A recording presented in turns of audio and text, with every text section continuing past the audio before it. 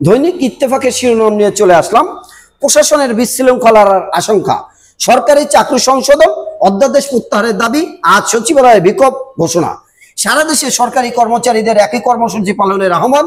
2 দিনের কলম বিরতিতে 25 ক্যাডারের কর্মকর্তারা আজ সচিবালয় দর্শনার্থী প্রবেশ নিষেধাজ্ঞা। ভিডিও ফুটেজে 2 ঘাতক শনাক্ত, চায়ের দোকানে দুর্বৃত্তের গুলিতে প্রাণ গেল বিএনপি নেতার। অভ্যুত্থানকে বাইরে থেকে উগ্র ইসলামীপন্থী আন্দোলন হিসেবে তুলে ধরার চেষ্টা হচ্ছে ডক্টর ইউনূস। প্রধান উপদেষ্টা প্রফেসর ডক্টর মোহাম্মদ ইউনূস বলেছেন, দক্ষিণ এশিয়া কিছু গণমাধ্যম সহ দেশের বাইরের উৎস থেকে ব্যাপকভাবে অভ্যুত্থানকে উগ্র ইসলামপন্থী আন্দোলন হিসেবে তুলে ধরার চেষ্টা করা হচ্ছে। সরকারকে জিম্মি করলে পরিস্থিতি ভালো হবে না হাসনাত।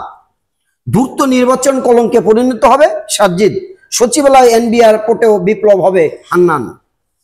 কেনাকাটায় অনিয়ম, যোগ্যতায় কমতি, তারপরও বহাল যমুনার এমডি।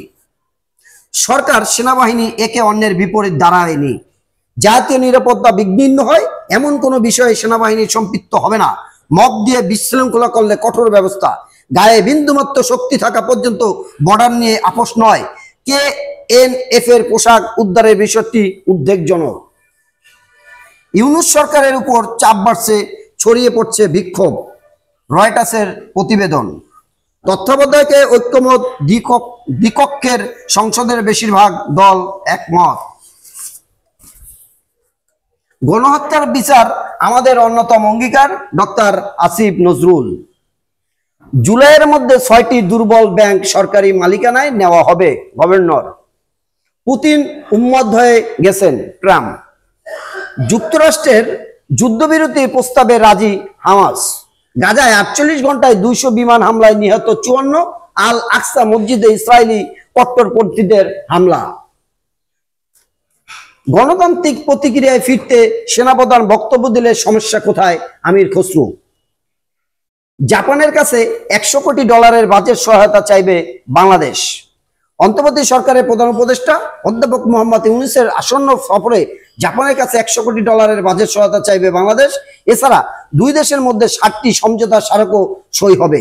প্রধান উপদেষ্টার জাপান সফর উপলক্ষে গতকাল সোমবার পররাষ্ট্র মন্ত্রণালয়ের আয়োজিত এক সংবাদ সম্মেলনে এসব তথ্য জানানো হয়। বাজারে ব্রয়লার মুরগি ও বাচ্চার দামে বিপর্যয়, সিন্ডিকেটের অভিযোগ ভিত্তিহীন প্রমাণিত বলছে বাজার বিশেষজ্ঞরা। বনে কোনো ধরনের দখলদারিত্ব মেনে নেওয়া হবে না, পরিবেশ উপদেষ্টা। প্রিয় দেশবাসী, ব্যস্ততার কারণে আপনারা যারা পেপার পত্রিকা পড়তে পারেন না, তাদের জন্য আমার এই চ্যানেলটি সাবস্ক্রাইব করে রাখতে পারেন। প্রতিদিন জাতীয় পত্রিকার শিরোনাম নিয়ে আপনাদের মাঝে আমি হাজির হব।